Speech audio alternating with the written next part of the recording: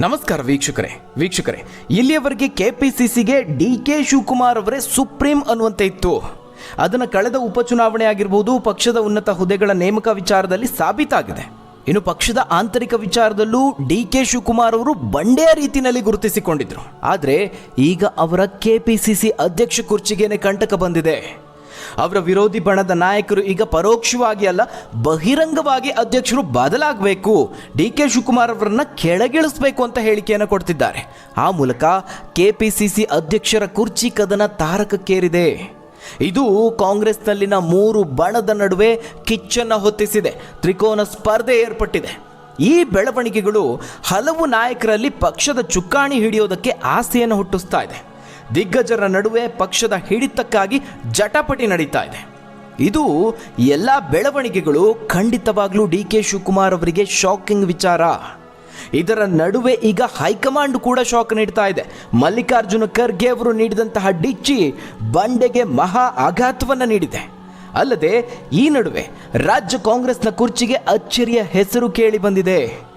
ಡಿ.ಕೆ. ಶಿವಕುಮಾರ್ ಅವರು ಸತೀಶ್ ಜಾರಕಿಹೊಳಿ ಅವರಿಗೆ ಶಾಕ್ ನೀಡಿದರೆ, ಅತ್ತ ಮಲ್ಲಿಕಾರ್ಜುನ ಖರ್ಗೆ ಅವರು ಡಿ.ಕೆ. ಶಿವಕುಮಾರ್ ಅವರಿಗೆ ಬಿಗ್ ಶಾಕ್ ಅನ್ನು ನೀಡಿದ್ದಾರೆ. ಮತ್ತೊಂದು ಕಡೆ ಸತೀಶ್ ಜಾರಕಿಹೊಳಿ ಅವರು ಪಕ್ಷದ ನೋಟಿಸ್ ವಿಚಾರಕ್ಕೂ ಸೆಡ್ಡು ಹೊಡೆದ್ರ ಅನ್ನುವಂತೆ ಖಡಕ್ ಉತ್ತರವನ್ನು ಕೊಟ್ಟಿದ್ದಾರೆ. ಸದ್ಯದ ಮಟ್ಟಿಗೆ ರಾಜ್ಯ ಕಾಂಗ್ರೆಸ್ನಲ್ಲಿ ಅಲ್ಲೋಲ ಕಲ್ಲೋಲವೇ ಸೃಷ್ಟಿಯಾಗಿದೆ ಅಂತ ಹೇಳ್ಬೋದು. ಹಾಗಾದ್ರೆ ಡಿ.ಕೆ.ಶಿ ಅವರನ್ನ ಹಗುರವಾಗಿ ಪರಿಗಣಿಸಿದ್ರ ರಾಜ್ಯ ಕಾಂಗ್ರೆಸ್ ನಾಯಕರು? ಬಂಡೆಗೆ ಖರ್ಗೆ ಅವರು ನೀಡಿದ ಶಾಕ್ ಏನು?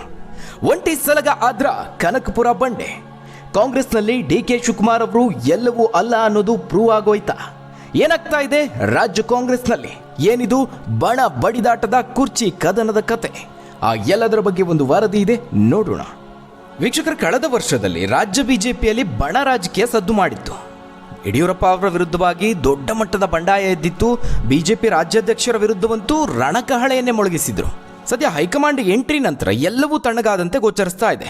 ಈಗ ಕಾಂಗ್ರೆಸ್ನ ಸರದಿ 2025ರ ಆರಂಭದಲ್ಲೇ ಕಾಂಗ್ರೆಸ್ನಲ್ಲಿ ಭಿನ್ನಮತ ಭುಗಿಲೆದ್ದಿದೆ. ವೀಕ್ಷಕರೇ, ಮೂಡಾ ಹಗರಣದ ಪ್ರಕರಣದ ಬಿಸಿ ಪ್ರಖರವಾಗಿದ್ದಂತಹ ಸಂದರ್ಭದಲ್ಲಿ ಸಿಎಂ ಕುರ್ಚಿಯ ಮೇಲೆ ರಾಜ್ಯ ಕಾಂಗ್ರೆಸ್ ನಾಯಕರ ಕಣ್ಣಿತ್ತು. ಆ ಸಂದರ್ಭದಲ್ಲಿ ಸಿದ್ದರಾಮಯ್ಯ ಅವರ ವಿರುದ್ಧದ ತನಿಖೆ ಹಾಗೆ ಸಿಎಂ ಬದಲಾವಣೆಯ ಕೂಗು ಎಷ್ಟರ ಮಟ್ಟಿಗೆ ರಾಜ್ಯದಲ್ಲಿ ಸದ್ದು ಮಾಡಿತ್ತು ಅನ್ನೋದು ನಿಮ್ಮೆಲ್ಲರಿಗೂ ಗೊತ್ತಿದೆ. ಸದ್ಯದ ಮಟ್ಟಿಗೆ ಆ ಮೂಡಾ ಹಗರಣದ ವಿಚಾರವನ್ನು ಹಿನ್ನೆಲೆಗೆ ತರೋದ್ರಲ್ಲಿ ಸಿದ್ದರಾಮಯ್ಯ ಅವರು ಅವರ ಬೆಂಬಲಿಗರು ಯಶಸ್ವಿಯಾಗಿದ್ದಾರೆ ಅಂತ ಹೇಳಬಹುದು. ಈಗ ರಾಜ್ಯ ಕಾಂಗ್ರೆಸ್ ಘಟಕದ ಮೇಲೆ ಹಿಡಿತವನ್ನು ಸಾಧಿಸುವುದಕ್ಕೆ ದಿಗ್ಗಜರು ಪ್ರಯತ್ನಿಸುತ್ತಿದ್ದಾರೆ. ಈ ಒಂದು ಅಧ್ಯಕ್ಷರ ಬದಲಾವಣೆ ವಿಚಾರ ಈಗ ಮುನ್ನೆಲೆಗೆ ಬಂದಿದೆ. ವೀಕ್ಷಕರೇ, ಈ ಕಾಂಗ್ರೆಸ್ನ ಭಿನ್ನಮತ ಏನು ಹೊಸದೇನಲ್ಲ. ಪಕ್ಷ ಅಧಿಕಾರಕ್ಕೆ ಬಂದ ಕೆಲವೇ ದಿನಗಳಲ್ಲಿ ಅಸಮಾಧಾನ ಹೊಗೆಯಾಡೋದಕ್ಕೆ ಶುರುವಾಗಿತ್ತು. ಸಹಜವಾಗಿಯೇ ಸತೀಶ್ ಜಾರಕಿಹೊಳಿ ಅವರು, ಪರಮೇಶ್ವರ್ ಅವರು ಹಾಗೆ ಇನ್ನುಳಿದಂತಹ ಸಿಎಂ ಆಕಾಂಕ್ಷಿ ಪಟ್ಟಿಯಲ್ಲಿರುವಂತಹ ನಾಯಕರಲ್ಲಿ ಒಂದು ಅಸಮಾಧಾನ ಮೂಲೆಯಲ್ಲಿತ್ತು. ಬೈ ಎಲೆಕ್ಷನ್ ಮುಗಿಯೋವರೆಗೂ ಬೂದಿ ಮುಚ್ಚಿದ ಕೆಂಡದಂತೆ ಇತ್ತು. ಎಲ್ಲ ಕ್ರೆಡಿಟನ್ನು ಸಿದ್ದರಾಮಯ್ಯ ಅವರು, ಡಿ.ಕೆ. ಶಿವಕುಮಾರ್ ಅವರು ತಗೊಂಡ್ರೆ ಹೇಗೆ, ನಾವೇನು ಮಾಡೋದು, ನಾವ್ಯಾಕಿದ್ದೀವಿ ಪಕ್ಷದಲ್ಲಿ, ಈ ರೀತಿಯಾದಂತಹ ಅಸಮಾಧಾನ ರಾಜ್ಯ ಕಾಂಗ್ರೆಸ್ ನಾಯಕರಲ್ಲಿದೆ. ಅಧಿಕಾರವನ್ನು ಕಸಿದುಕೊಳ್ಳೋಣ ಅಂತ ಹೇಳಿದ್ರೆ ಆ ರೀತಿಯ ಪರಿಸ್ಥಿತಿ ಇಲ್ಲ. ಸದ್ಯಕ್ಕೆ ಏನಾಗಿದೆ, ಸಿಎಂ ಕುರ್ಚಿ ರೇಸ್ ಸದ್ಯಕ್ಕೆ ಒಂದು ರೀತಿ ಮುಚ್ಚಿದ ದಾರಿಯಾಗಿದೆ.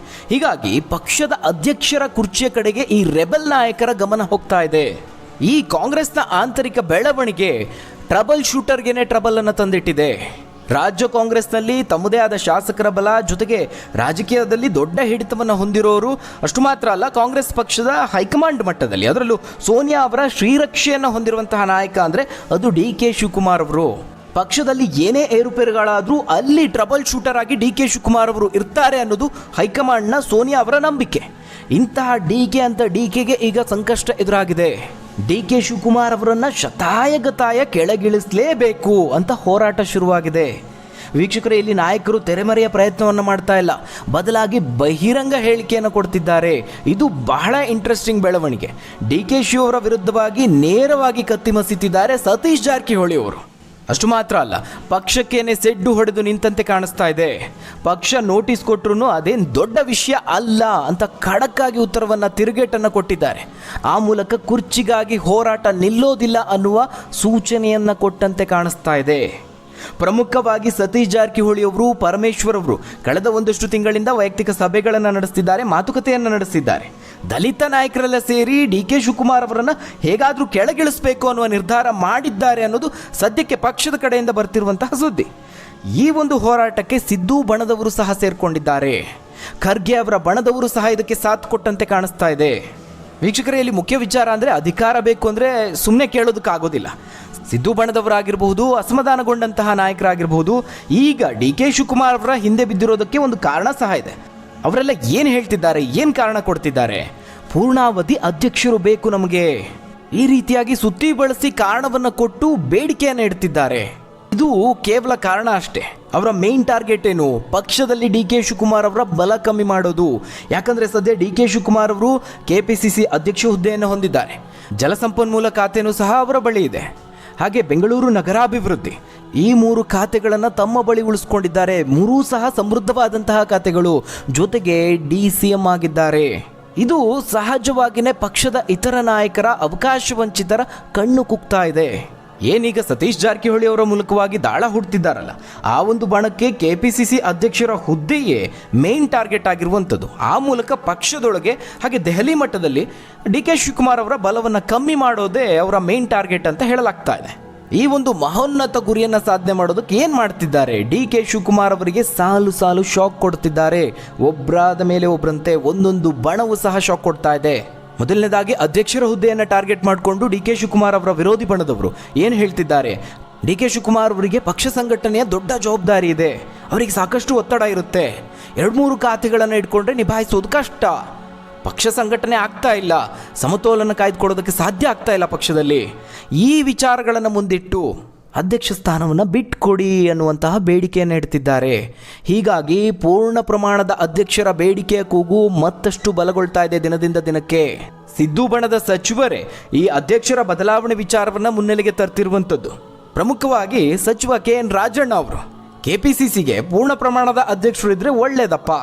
ಸತೀಶ್ ಜಾರಕಿಹೊಳಿ ಅವರು ಬಹಳ ಸರಳ ಜೀವಿ, ಬೇರೆಯವರ ಕಷ್ಟಕ್ಕೆ ಸ್ಪಂದಿಸುವಂಥವ್ರು, ಎಲ್ರಿಗೂ ಗೌರವ ಕೊಡುವಂಥವ್ರಾಗಿದ್ದಾರೆ. ಅವರೇನಾದರೂ KPCC ಅಧ್ಯಕ್ಷರಾದರೆ ಖುಷಿ ಪಡೋರಲ್ಲಿ ನಾನೇ ಮೊದಲಿಗ ಅನ್ನುವ ಬಹಿರಂಗ ಹೇಳಿಕೆ ಕೊಟ್ಟಿದ್ದಾರೆ. ಆ ಮೂಲಕ ಸತೀಶ್ ಜಾರಕಿಹೊಳಿ ಅವರ ಪರವಾಗಿ ಬ್ಯಾಟ್ ಬೀಸಿದ್ದಾರೆ. ಇಲ್ಲಿ ಸಹಜವಾಗಿಯೇ CM ಸಿದ್ದರಾಮಯ್ಯ ಅವರು ಸಹ ತಮ್ಮ ಬಣದವರಿಗೆ ಪ್ರಾಧಾನ್ಯ ನೀಡೋದಕ್ಕೆ ಪ್ರಯತ್ನಿಸ್ತಿದ್ದಾರೆ. ಹೀಗಾಗಿನೇ ಸತೀಶ್ ಜಾರಕಿಹೊಳಿ ಅವರಾಗಿರ್ಬಹುದು, MB ಪಾಟೀಲ್ ಅವರಾಗಿರ್ಬಹುದು, ಅವರು ಅಧ್ಯಕ್ಷರಾಗಬೇಕು ಅನ್ನೋ ರೀತಿಯಲ್ಲಿ ಅವರ ಪರವಾಗಿ ಬ್ಯಾಟ್ ಬೀಸ್ತಿದ್ದಾರೆ.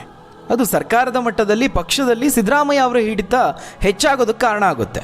ಮತ್ತೊಂದು ಕಡೆ CM ಆಕಾಂಕ್ಷಿ ಆಗಿರುವಂತಹ ಪರಮೇಶ್ವರ್ ಅವರು ಕೂಡ ಡಿ ಕೆ ಶಿವಕುಮಾರ್ ಅವರಿಗೆ ಟಾಂಗ್ ಕೊಟ್ಟಿದ್ದಾರೆ. ಒಂದು ರೀತಿ ನನಗೂ ಅಷ್ಟೇ 2 ಹುದ್ದೆ ಇದ್ದಾಗ ಬದಲಾವಣೆಗೆ ಸೂಚಿಸಿದ್ದರಿಂದ ನಾನು ಪಕ್ಷವನ್ನು ಆಯ್ಕೆ ಮಾಡಿಕೊಂಡಿದ್ದೆ, ಈ ಬಗ್ಗೆ ಹೈಕಮಾಂಡ್ ತೀರ್ಮಾನ ಮಾಡಬೇಕು ಅಂತ ಹೇಳಿಕೆಯನ್ನು ಕೊಟ್ಟಿದ್ದಾರೆ.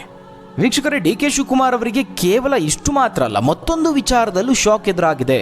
ಇದೇ ಸಂದರ್ಭದಲ್ಲಿ ಕೇವಲ KPCC ಅಧ್ಯಕ್ಷ ಪಟ್ಟಕ್ಕಷ್ಟೇ ಅಲ್ಲದೆ ಬೆಂಗಳೂರು ಉಸ್ತುವಾರಿಗೂ ಪಟ್ಟು ಹಿಡಿತಿದ್ದಾರೆ ಕೆಲವರು. ಬೆಂಗಳೂರಿನವರಿಗೇನೆ ಬೆಂಗಳೂರು ಉಸ್ತುವಾರಿ ಕೊಡಬೇಕು, ಈ ಬೇಡಿಕೆ ಈಗ DK ವಿರೋಧಿ ಬಣದಿಂದ ಕೇಳಿ ಬಂದಿದೆ.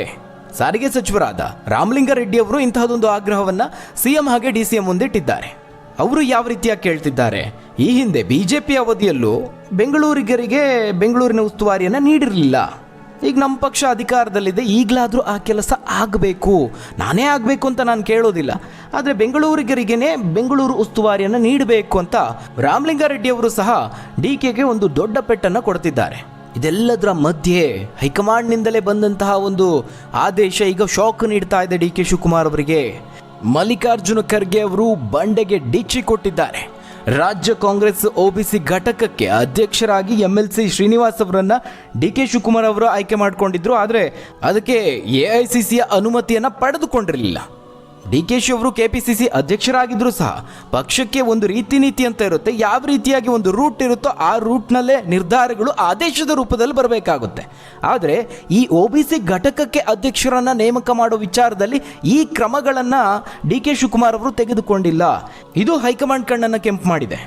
ಹೀಗಾಗಿ ಖರ್ಗೆ ಅವರು OBC ಘಟಕದ ಅಧ್ಯಕ್ಷರ ನೇಮಕಕ್ಕೆ ತಡೆ ನೀಡಿದ್ದಾರೆ. ಇದು ಸಹ ಮತ್ತೊಂದು ರೀತಿಯಲ್ಲಿ DK ಶಿ ಅವರಿಗೆ ಶಾಕ್ ಅಂತ ಹೇಳಬಹುದು. ಅಂದರೆ ಇದು ಜಸ್ಟ್ ಸ್ಯಾಂಪಲ್ ಅಷ್ಟೇ. ಸಿದ್ದರಾಮಯ್ಯ ಅವರ ಹಾಗೆ DK ಶಿವಕುಮಾರ್ ಅವರ ಬಣದ ನಡುವಿನ ತಿಕ್ಕಾಟಕ್ಕೆ ಈಗ ಖರ್ಗೆ ಅವರ ಬಣ ಸಹ ಎಂಟ್ರಿ ಆಗಿದೆ. ಒಂದು ವೇಳೆ ಅವರೂ ಸಹ ಪ್ರಬಲವಾಗಿ ಧ್ವನಿ ಎತ್ತಿದ್ರೆ ಇಬ್ಬರ ಜಗಳ ಮೂರನೆಯವರಿಗೆ ಲಾಭ ಅನ್ನುವಂತಾಗುತ್ತೆ. ಅಂದರೆ ಖರ್ಗೆ ಅವರು ಇಲ್ಲಿಯವರು ಹೈಕಮಾಂಡ್ನಲ್ಲಿರೋದ್ರಿಂದ ಅವರಿಗೆ ತಮ್ಮದೇ ಆದಂತಹ ಹಿಡಿತ ರಾಜ್ಯ ಕಾಂಗ್ರೆಸ್ ಮೇಲಿದೆ. ಅದನ್ನು ಅವರೇನಾದರೂ ಸಂಪೂರ್ಣವಾಗಿ ಬಳಸಿದ್ರೆ ಆಗ ಖರ್ಗೆ ಅವರು ಹೇಳಿದವರೇ ಅಧ್ಯಕ್ಷರಾಗಬೇಕಾಗುತ್ತೆ. ಅವರು ಹೆಸರನ್ನು ಸೂಚಿಸಬಹುದು, ಅದೇ ಫೈನಲ್ ಆಗುತ್ತೆ. ಈಗಾಗಲೇ ಮಲ್ಲಿಕಾರ್ಜುನ್ ಖರ್ಗೆ ಅವರು ತಮ್ಮ ಆಪ್ತ ಶರಣು ಪ್ರಕಾಶ್ ಪಾಟೀಲ್ ಅವರನ್ನು ಕೆಪಿಸಿಸಿ ಅಧ್ಯಕ್ಷ ಸ್ಥಾನಕ್ಕೆ ಪ್ರಸ್ತಾಪ ಮಾಡಿದ್ದಾರೆ ಅನ್ನೋ ಸುದ್ದಿ ಇದೆ. ಹಾಗಾದಲ್ಲಿ ರಾಜ್ಯ ಕಾಂಗ್ರೆಸ್ನಲ್ಲಿ ಖರ್ಗೆ ಅವರ ಹಿಡಿತ ಮತ್ತಷ್ಟು ಬಲವಾಗುವಂತಹ ಸಾಧ್ಯತೆ ಇದೆ. ಈ ಎಲ್ಲ ಬೆಳವಣಿಗೆಗಳಿಗೆ ಒಂದು ವೇಳೆ ಡಿ ಕೆ ಶಿವಕುಮಾರ್ ಅವರು ತಿರುಗೇಟನ್ನು ನೀಡಿ ತಮ್ಮ ಸಹೋದರ ಡಿ ಕೆ ಸುರೇಶ್ ಅವರನ್ನ ಅಧ್ಯಕ್ಷ ಸ್ಥಾನಕ್ಕೆ ತಂದು ಕೂರಿಸುವಂತಹ ಪ್ರಯತ್ನವನ್ನು ಮಾಡಿದ್ರೆ ಆಗ ವಿರೋಧಿ ಬಣದವರು ಒಪ್ಕೊಳ್ಳೋದಿಲ್ಲ. ಅದನ್ನ ಡಿ ಕೆ ಶಿವಕುಮಾರ್ ಅವರ ಬದಲು ಡಿ ಕೆ ಸುರೇಶ್ ಅಂದ್ರೆ ಎರಡೂ ಒಂದೇ ಆಗುತ್ತೆ. ಇನ್ನೊಂದು ಕಡೆ ಒಂದು ವೇಳೆ ಸತೀಶ್ ಜಾರಕಿಹೊಳಿ ಅವರೇನಾದರೂ ಸಿದ್ದು ಬಣದಿಂದ ಬಂದರೆ ಆಗ ಖಂಡಿತವಾಗ್ಲೂ ಡಿ ಕೆ ಶಿವಕುಮಾರ್ ಅವರ ಬಣ ರೊಚ್ಚಿಗೇಳುತ್ತೆ. ಆಗ ಖರ್ಗೆ ಅವರ ಬಣ ಅಲ್ಲಿ ಸ್ಟ್ರಾಂಗ್ ಆದರೆ ಇಬ್ಬರ ಜಗಳದಲ್ಲಿ ಮೂರನೆಯವರಿಗೆ ಲಾಭ ಆಗುತ್ತೆ. ಡಿ ಕೆ ಹಾಗೆ ಸಿದ್ದು ಬಣ ಸೈಲೆಂಟ್ ಆಗಬೇಕಾಗುತ್ತೆ. ಒಟ್ಟಾರೆಯಾಗಿ ರಾಜ್ಯ ಕಾಂಗ್ರೆಸ್ನ ಸ್ಥಿತಿಗತಿಯನ್ನು ನೋಡಿದ್ರೆ ಎಲ್ಲೋ ಡಿ ಕೆ ಶಿ ಅವರು ಏಕಾಂಗಿ ಆದ್ರ ಅನ್ನೋ ಪ್ರಶ್ನೆ ಎದುರಾಗುತ್ತೆ. ಇದಿಷ್ಟು ರಾಜ್ಯ ಕಾಂಗ್ರೆಸ್ನ ಸ್ಥಿತಿಗತಿ. ಹಾಗಾದರೆ ವೀಕ್ಷಕರೇ, ನಿಮ್ಮ ಪ್ರಕಾರ ಕೆಪಿಸಿಸಿ ಅಧ್ಯಕ್ಷರ ಬದಲಾವಣೆ ಆಗಬೇಕಾ? ರಾಜ್ಯ ಕಾಂಗ್ರೆಸ್ನ ಪರಿಸ್ಥಿತಿ ಬಗ್ಗೆ ನೀವೇನಂತೀರಾ? ಯಾರು ಅದರ ಅಧ್ಯಕ್ಷ ಸ್ಥಾನಕ್ಕೆ ಸೂಕ್ತ ಅನ್ನೋದನ್ನ ತಪ್ಪದೆ ನಿಮ್ಮ ಅನಿಸಿಕೆ ಅಭಿಪ್ರಾಯವನ್ನು ಕಮೆಂಟ್ ಮೂಲಕವಾಗಿ ತಿಳಿಸಿ. ಧನ್ಯವಾದಗಳು ವೀಕ್ಷಕರೇ.